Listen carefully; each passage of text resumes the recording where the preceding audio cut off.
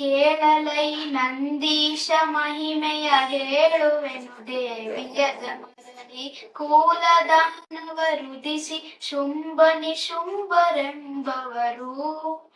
ಮೇಲು ಲೋಕಕ್ಕೆ ಕೊಡಲು ಪತ್ರವ ಶೀಳಿದಳು ಶ್ರೀ ದುರ್ಗೆಯಾಗಿಯೇ ಮೂಲ ದೇವತೆ ಈಗ ಈ ಪಾರ್ವತಿಯು ಕೇಳಿಂದ ರಕ್ತದಂತಾಸುರನ ಕೊಂದೆ ರಕ್ತವಂತಿಕೆ ಎನಿಸಿಕೊಂಡಳು ಶಕ್ತನಃ ದುರ್ಗಾಸುರನ ಸಂಹರಿಸಿ ಮುನಿವರರ ಯುಕ್ತವಾಗಿಯೇ ದೇವಿಯವನನು ಗುಪ್ತ ಮಾಡಿಯೇ ದುರ್ಗಿನಾಮದಿ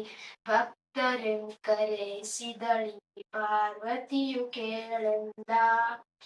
ಭೀಮನೆಂಬುವ ದೈತ್ಯ ಮುನಿಗಳ ನಾಮ ಹಿಮಚಲದೆತ್ತಿನನಿಗೆ ಸೋಮಶೇಖರಿ ರಕ್ಷಿಸಿಯೇ ಮುನಿಗಳನ್ನು ದೈತ್ಯನನು ಆ ಮಹಾಯುದ್ಧದಲ್ಲಿ ಭಕ್ಷಿಸಿ ತಾಮರಳಿ ಕರೆಸಿದಳು ನಾಮವು ಭೀಮೆಯೆಂಬ ದೇವಿ ಪಾರ್ವತಿಯು ಕೇಳೆಂದ ದಾರುಣಾಕೆಂಬಸುರ ತ್ರಿಜಗವ ಸೂರ್ಯ ಮಾಡುತ್ತ ಭ್ರಮರ ರೂಪದಿ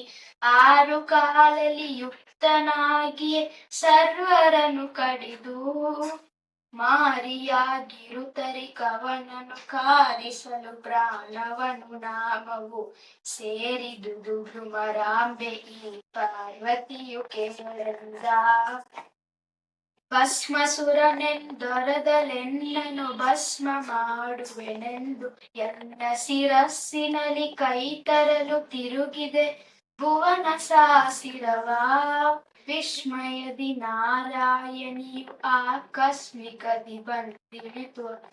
ಬಂದಿಳಿಯುವ ಸುರನ ಭಸ್ಮ ಮಾಡಿಯೇ ಬಿಟ್ಟಳಿ ಪಾರ್ವತಿಯು ಕೇಳೆಂದ ದುರುಳುತಮ ಕಮಲ ಜನಮರ ಸುತ ಪರಮ ಶ್ರುತಿ ಕದ್ದಡವೆಳದ ಕದಿ ವರತಿ ಮಿಂಗಲನಾಗಿ ಬಹುಯುದ್ಧಗಳನೆ ಹರಸಿ ಪ್ರಾಣವ ವೇದಗಳನೆ ಕರಕ್ಕೆ ಕೊಟ್ಟನು ಕಮಲ ಜಳಿಗ ಹರೆಯ ಮತ್ಸ್ಯ ರೂಪದಿ ಪಾರ್ವತಿಯು ಕೇಳೆಂದ